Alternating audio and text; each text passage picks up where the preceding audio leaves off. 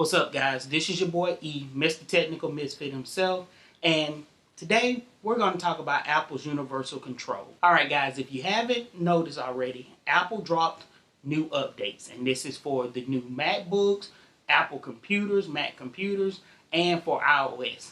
For iOS, the update is 15.4, 15.4.1, and for Mac, it is 12.3 or 12.3.1.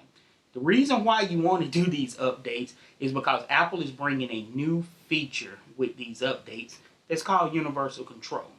Now, if you remember back in September of last year at WWDC, or WWDC as Apple like to call it, they introduced Universal Control. Now, what Universal Control is pretty much you being able to control multiple Mac computers, newer ones of course, or an iPad with one keyboard and one mouse. And not only are you able to control these devices with one keyboard and one mouse, you can also actually drag files from one device to the other without doing anything else. No setup, anything like that is needed. It automatically recognizes your device. So let's take a look at what it takes to get these set up. Alright, so first thing you want to do before you even get started here is make sure both of your devices are connected to the same Wi-Fi and the same Apple ID.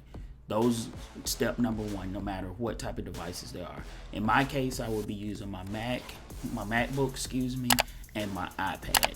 So here on the MacBook, I'm gonna go to System Preferences. I'm gonna go over to Displays and then go to Universal Control.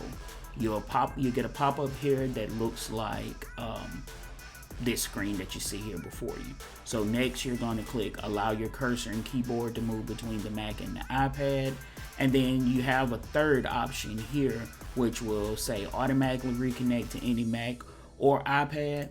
I normally click on that just because when I sit down I want it to already be ready and good to go. So after you do that, you click Done, and you are done as far as the Mac for right now.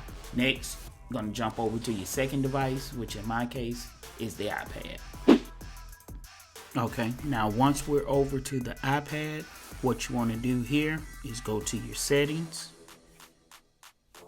go here to General, and then go over to your AirPlay and Handoff. You're going to click on that, and then this here cursor and keyboard beta, you want to turn that on.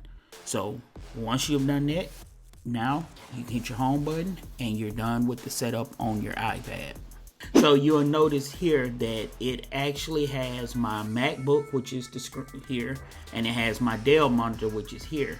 It's showing you these two are connected together, which means that they're all the same machine.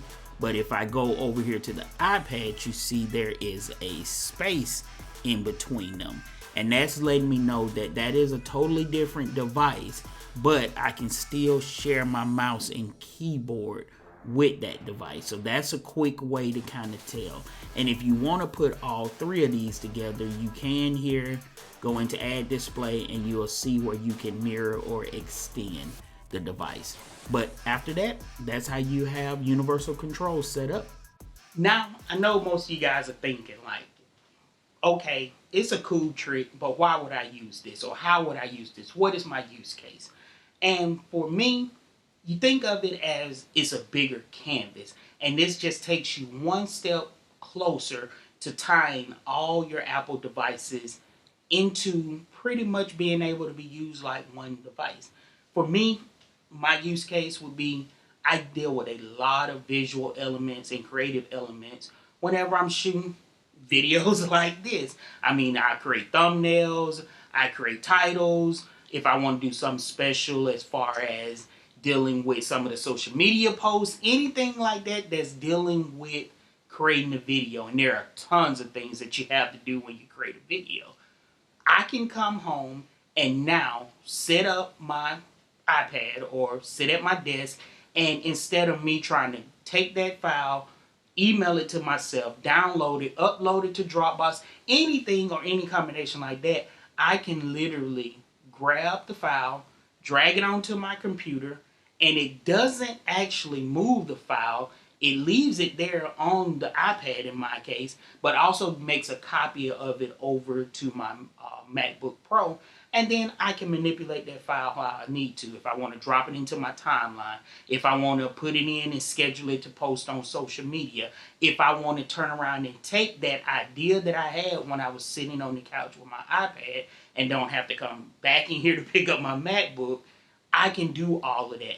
Now, yeah, can you do that through AirDrop and everything like that? Of course you can. But it's just an extra step.